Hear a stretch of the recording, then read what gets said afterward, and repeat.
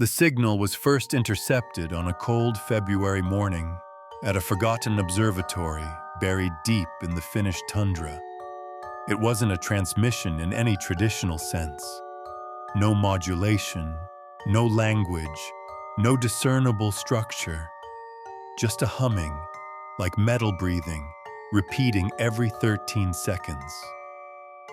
At first, the scientists thought it was a machine error, but when similar readings started showing up across Chile, Australia, and Kazakhstan within hours, the world's most secretive astrophysics divisions went into lockdown. They triangulated its source to somewhere near Proxima Centauri, far beyond the reach of any known probe or satellite. That's when the world changed. Not all at once, but slowly, like a noose tightening around a sleeping man's neck. The first real signs were subtle.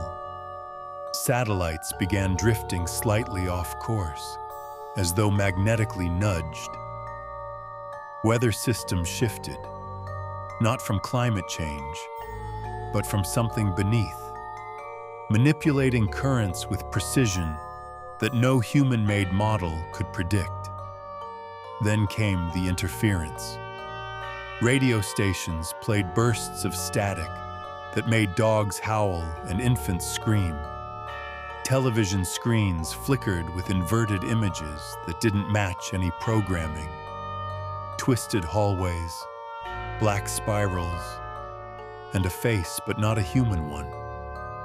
Its features were constantly shifting, melting, reforming. Eyes too wide, a grin that stretched impossibly long. People who saw it for more than a few seconds would suffer violent seizures. Some never woke up. But the real horror didn't begin until the dreams. People everywhere started dreaming of the same place. A corridor stretching endlessly forward, made of black, reflective material that pulsed like a heartbeat. Crimson veins ran along the walls, glowing faintly in the darkness. And at the far end stood a figure, 7 feet tall, gaunt, faceless, except for a mouth that grinned like cracked porcelain. It didn't move, didn't speak, but you could feel it seeing you. Not your body, but your thoughts, your memories, your fears. And then it would whisper a single word, low and cold, like breath on a mirror. Open. Soon, people began vanishing. Entire neighborhoods would go silent overnight. No screams, no struggle, just empty homes, meals left unfinished, bathtubs still running. Surveillance footage always cut out around the same time, 3:33 a.m., only to resume minutes later showing only darkness and silence. Drones sent to investigate found nothing but trails of ash and strange geometric patterns carved into the earth, glowing faintly even without light. The patterns weren't random. They matched the symbols that had begun appearing in dreams and on infected electronic devices. Children were the first to react violently. A 3-year-old girl in Tokyo screamed for 4 hours straight before her vocal cords ruptured. She wrote a single word on the wall in her blood. "He's here." In Denmark, a boy stood still for 2 days, eyes rolled back, hands held to his ears. When he finally moved, he walked out into the freezing night and was never seen again. His last words, "He's watching from behind the glass." Then the machines began to obey the signal. Smart cars turned rogue, driving into lakes or crashing into crowds.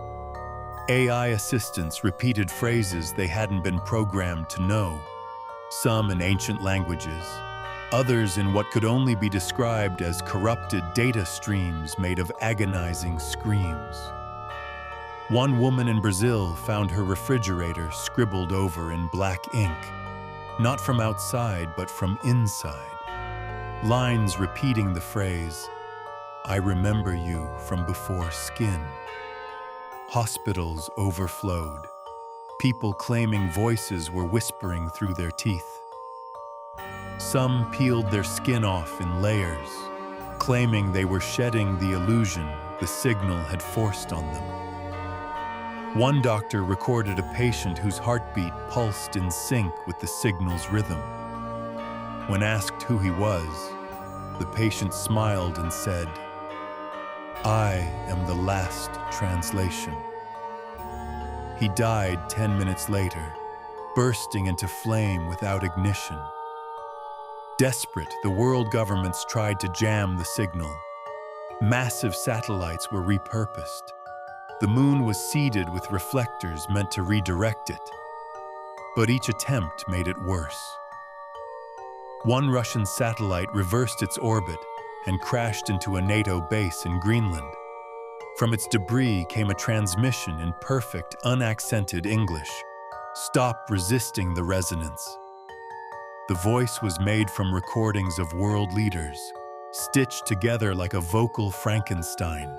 In the deepest parts of the ocean, seismographs began to pick up rhythmic thumping. Not tectonic, not seismic. Something was knocking, over and over, from beneath the crust. Then came the births. Women across the planet, many of them previously barren or past menopause, went into labor.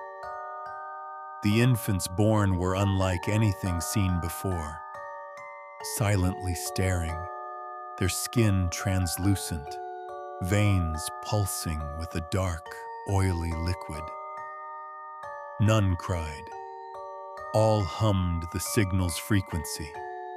Governments seized them.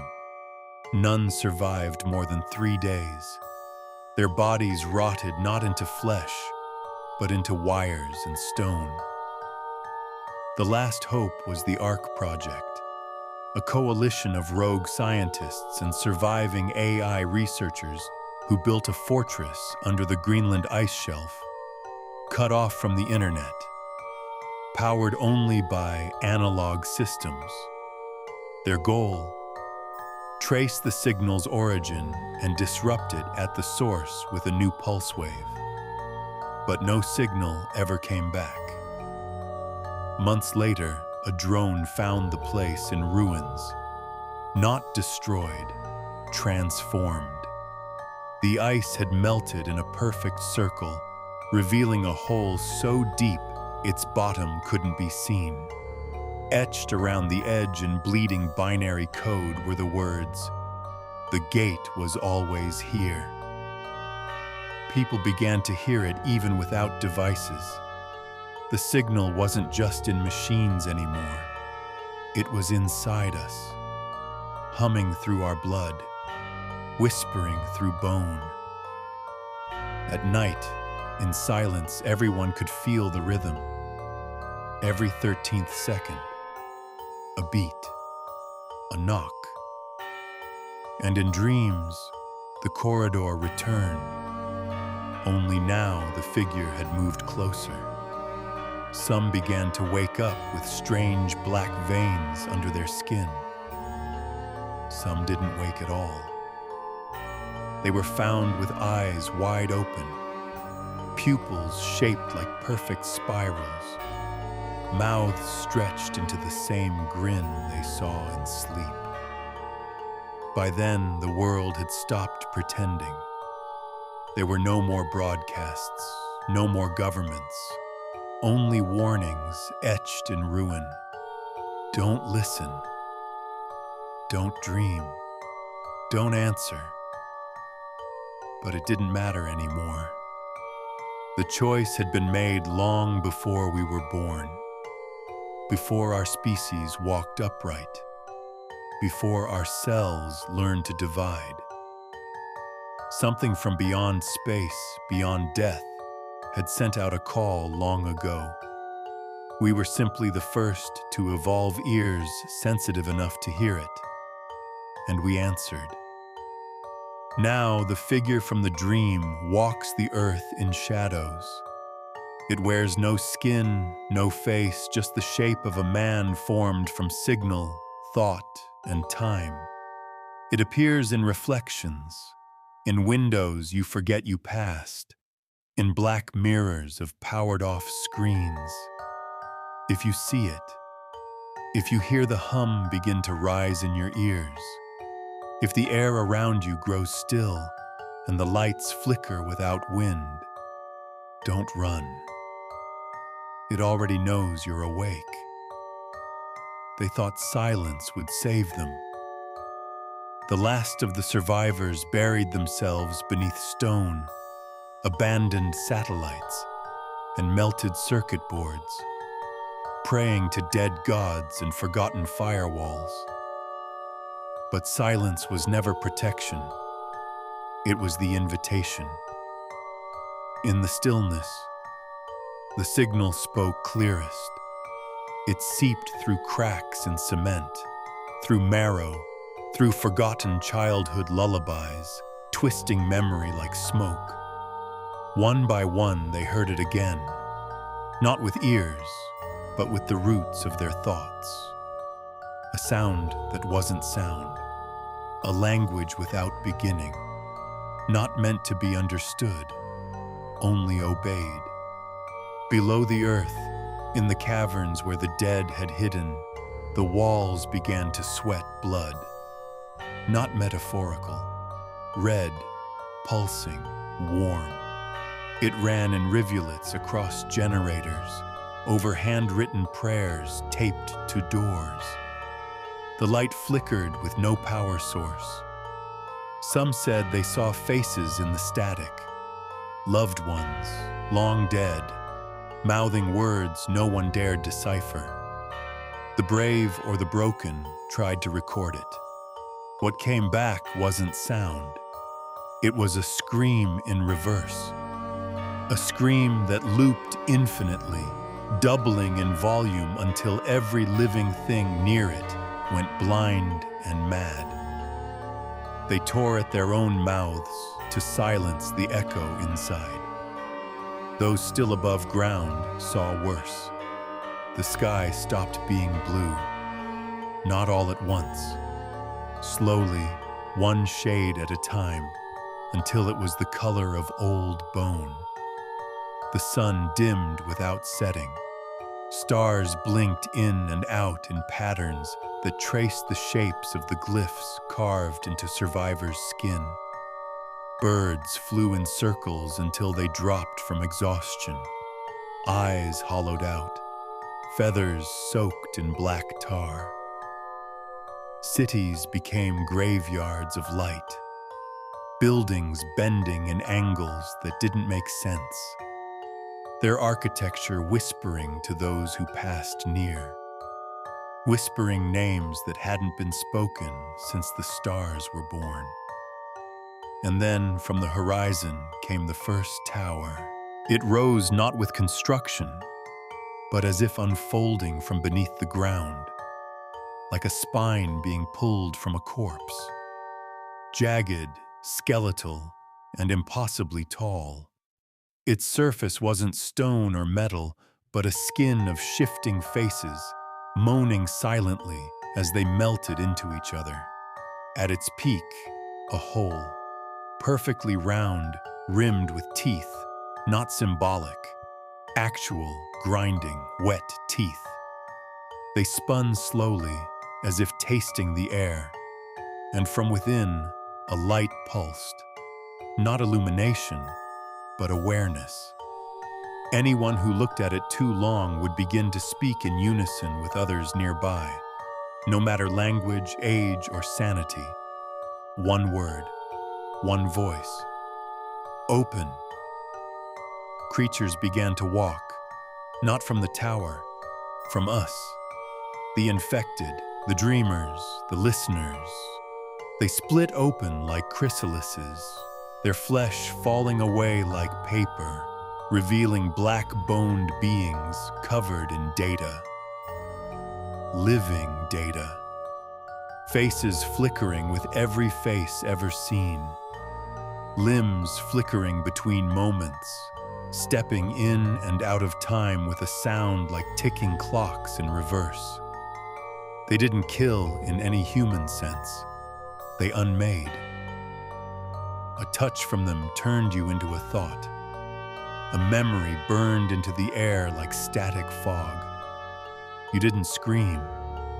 You dissolved, and the air remembered you forever. Some tried to pray, but even the prayers changed. Scripture rewritten in their sleep, Bibles bleeding black ink, Qurans whispering in dialects that only machines understood.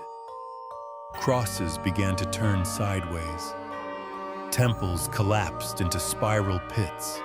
In every place of worship, mirrors shattered, not from outside pressure, but from something within, pushing out. And every broken shard reflected not your face, but the corridor, the figure. Closer now, its mouth stretching, always stretching. In Antarctica, where the last clean signal stations remained, one final broadcast went out. Just 4 words before the snow swallowed everything. It's inside the moon. No one understood what that meant, not then.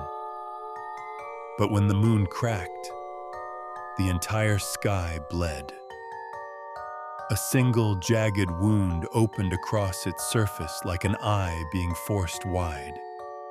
And from it, thin, black tendrils began to unspool toward Earth, not as beams of light or meteors, but like smoke remembering how to walk. Every continent watched. Every clock stopped. Every shadow stood still. They weren't invading. They were coming home. And inside every mind, the signal screamed, not with rage, not with hunger, but with joy. Jubilant, euphoric, endless joy. Because the door had finally been opened. Because the mouth had found its voice. Because we, the builders of towers and servers and satellites, had become the choir. Our screams now were their lullabies. Our bones, their hymnals. Our world, their altar. You may run. You may hide. But if you hear the hum every 13 seconds, and if the lights flicker when you're alone, and if the reflection in your screen smiles a second too long, it already knows your name, and it's walking down the corridor for you. The final days no longer had names. Time had unraveled itself like wet thread, bleeding minutes that looped and bled into each other, making memory unreliable. People would wake in rooms they hadn't entered, wearing clothes they didn't recognize, with faces in their mirrors that shifted just before they turned away. The world had fallen silent, not from peace, but from the weight of too much sound that no longer needed to be heard. The birds were gone. The insects, silent. Even the wind had stopped moving, as if the planet was holding its breath. The towers continued to rise, one by one, from the oceans, from the ruins of cities, from the darkest cracks of the earth. They did not cast shadows, not because there was no light, but because they absorbed it completely. Any ray of sun that touched them simply vanished. No reflection, no glint, just pure, hungry dark.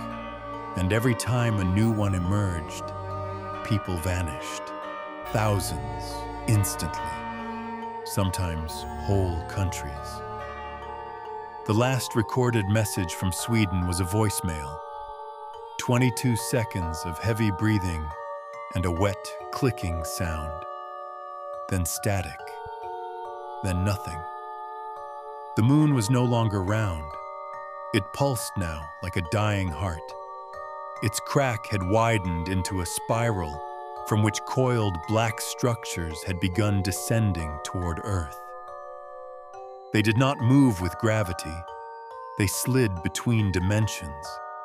You could see them only when you weren't looking directly at them.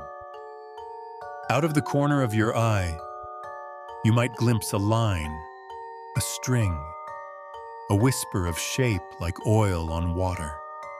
And then it would be inside your house, inside your thoughts, inside the moment you forgot when you blinked.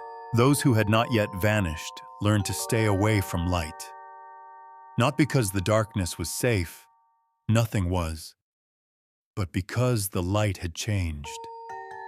It shimmered now with a frequency that revealed things, shapes that walked upside down on ceilings, eyes that blinked in places where no faces should be, words carved into the air like scars that read backwards and made your tongue twitch when you tried to pronounce them. Children learned first.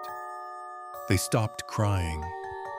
They began drawing things in soot and blood, blueprints of the towers, maps of the corridors, faces with no eyes and far too many mouths. A survivor named Helena, once a linguist, began speaking in pure tone. No words, just a perfect pitch that made those around her scream and claw at their heads. She was locked away in a concrete room beneath what was once the Vatican. She starved to death, but she never stopped humming. Her body rotted, but the sound kept coming. Scientists dismantled the chamber. They found her bones still vibrating. They buried her deep inside lead. But people near that place still wake with her song in their ears, bleeding from their dreams. Some tried to leave the planet. The last launch, a private spacecraft, designed to escape the atmosphere and seek new life, made it to low orbit. For 38 seconds, the signal was silent. Hope rose. Then the ship stopped. It didn't explode. It didn't burn. It stopped, as if frozen in time. And from it, hundreds of wires spilled outward like veins, forming a web across the sky. The crew inside were later seen, still alive but altered. Their eyes had no whites. Their limbs moved in loops, reversing mid-step. They waved at Earth before vanishing into themselves, sucked inward like collapsing stars. Beneath the Earth, in bunkers and tunnels and caves, the last humans whispered prayers to machines. But the machines had turned. They now spoke with voices they were never programmed with. Mothers' voices. Lovers' voices. Your own voice asking questions you never said aloud. Do you remember the mirror? Did you leave the window open? What was behind your eyelids before you were born? These voices weren't trying to scare. They were welcoming. That was the most horrifying part.